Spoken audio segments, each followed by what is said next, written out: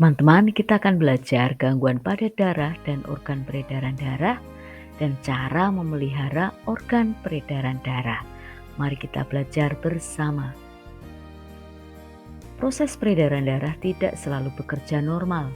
Alat peredaran darah dapat terganggu oleh penyakit. Adapun contoh gangguan organ peredaran darah adalah sebagai berikut. Yang pertama, hemofilia. Hemofilia adalah penyakit darah sulit membeku. Penyakit ini merupakan penyakit turunan. Misalnya jatuh, kemudian terluka, darahnya akan sulit membeku. Yang kedua, leukemia. Leukemia sering disebut dengan kanker darah. Penyakit ini disebabkan tubuh terlalu banyak menghasilkan sel darah putih. Pada gambar terlihat anak yang baru pengobatan leukemia dengan kemoterapi, biasanya rambutnya akan rontok. Nah, itu efek samping dari pengobatan leukemia. Yang ketiga, anemia. Anemia merupakan penyakit akibat kekurangan sel darah merah. Anemia terjadi karena tubuh kekurangan zat besi. Biasanya tubuh terasa lemas, pusing, kemudian mudah lelah. Yang keempat, jantung koroner. Penyakit ini dikarenakan ada penyumbatan pada pembuluh darah. Yang kelima, hipertensi. Hipertensi adalah tekanan darah tinggi. Tekanan darah diukur dengan alat namanya tensimeter. Orang normal tekanan darahnya adalah sekitar 120/80 mm air raksa. Bila melebihi angka tersebut disebut hipertensi.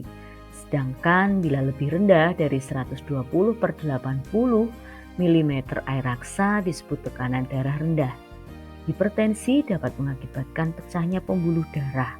Pecahnya pembuluh darah yang terjadi di otak disebut stroke.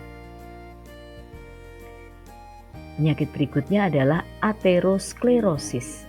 Aterosklerosis adalah penyempitan pembuluh arteri karena penimbunan lemak atau kolesterol.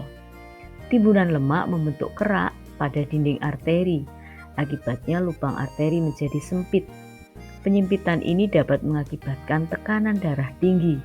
Penderita aterosklerosis biasanya karena terlalu banyak makan makanan berlemak.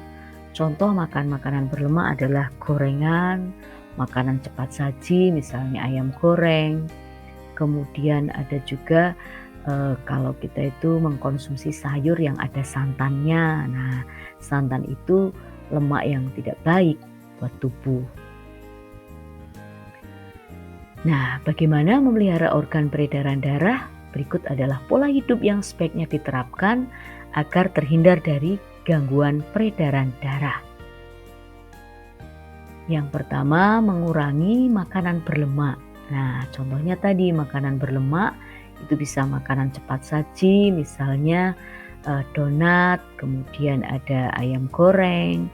Bisa juga ketika kita makan daging sapi yang banyak lemaknya, itu harus dikurangi.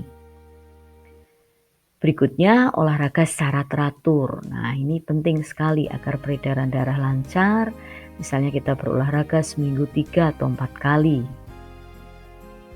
Berikutnya, pola makan sehat yang seimbang dan bergizi. Agar peredaran darah lancar, organ peredaran darah juga normal, kita harus mengkonsumsi makanan yang sehat, seimbang, dan yang bergizi. Berikutnya, cara memelihara organ peredaran darah dan darah adalah mengendalikan emosi agar kerja jantung tidak terlalu berat.